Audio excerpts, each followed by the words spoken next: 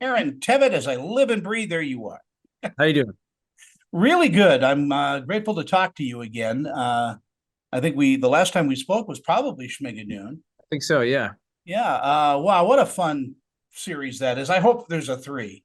I Yeah, really, we do too. So put it out there, hopefully. man. You're the busiest guy in Hollywood, aren't you?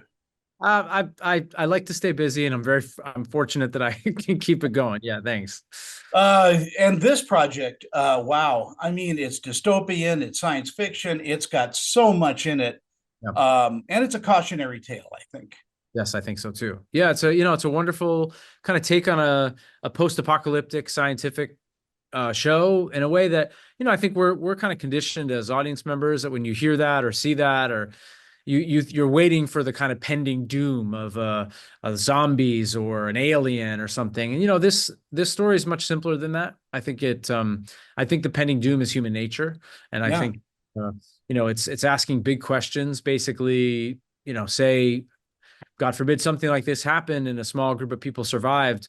Could they start over in a better way? And could they do this in a better way and do it together with loving each other and in the environment, not stripping the environment? And it's a very it asks very interesting questions in a genre that you might not expect those questions to be asked. And I think that's the scariest thing about this series is the fact that everything relies on us and we can't blame anybody else. That's right. You can't point to that thing invading us or something. It's all inside. Yeah, it's very, very internal. And if you throw water on them, they won't go away. That's right. That's right. Uh, Talk to me about Charlie and what was on the page that made you want to take this character, and what was it like putting his skin on? Yeah, I am always looking at characters that are a bit off center, and I think that this is a character whose his moral compass is a bit skewed and not like our own. But I also relish the opportunity to kind of be a bit of the antagonist against the story that's being told, like what we were just talking about this the show being very hopeful and trying to do things in a better way, to kind of represent this other way of doing things, a way that we are, I think, very familiar with in our society, and seeing the way that some, a lot of people handle their leadership positions, and throughout history, kind of leaders bulldozing over people no matter what. It was very interesting to kind of to bounce that up against these very strong themes in the show, and ultimately seeing that Charlie's way is not the way. I think it's a very interesting statement about where the show is at. Yeah, I think when you say off center, I think you need Charlie in the series just because of that, because he's a major plot point in this. This is where everything spins. Yeah, and And I think he meets Ish and Emma and company at a point that they're struggling, and I think that they're actually them having to deal with Charlie, I think, helps also propel them forward in what they're doing. Like they're learning a lot about themselves as well. So no, it's a wonderful it's a wonderful part. It's great to be a part of that.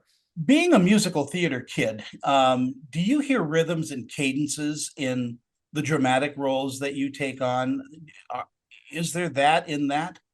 Sometimes, yeah. Sometimes especially in good writing, and like I think Todd wrote a great script, and he's like a very, very collaborative writer, and he had so many ideas just about how to go about this, and he really encouraged me to bring myself to it. And yeah, I mean, I hear a lot of things in music, and I see music in things, and I like to listen to music that I think inform a character. So even though I'm not necessarily, although I do have one moment that I sing in this randomly, but it's not exactly the same. But no, I do look at it through that lens sometimes, even if it's not exactly what I'm doing on screen or on stage.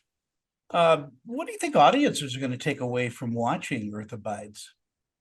I think that they're going to take away hopefully just some introspection, and looking at, I think we've all been through everything we went through 4 years ago with our own pandemic. And so I don't know if we hadn't had that collective experience, I don't know if the audience would be ready to maybe look at this the way that they will now. And for me, there's another question I think that pops up that I think audiences will take away is, there's this idea of like technology and the internet and all these things, like if we could like hit cancel or hit eject or pull that cord, would we and should we? And I think that seeing a society that's much more rudimentary and going back to a lot of traditional things without technology, and meeting the kids in the show who have never heard an Oasis song or don't know what the internet is, like I think that's a very fascinating subject. I think so too. I think this is so well written and so well done. And it's different from any other show that people may think is like this, because as you said, it is all about us and accepting, our own faults and our, and learning new skills. Yeah, absolutely. There you go, Aaron. It is always a pleasure to talk with you. And hopefully I'll see you back on stage again soon. Yeah. Hope to see you soon. Take care.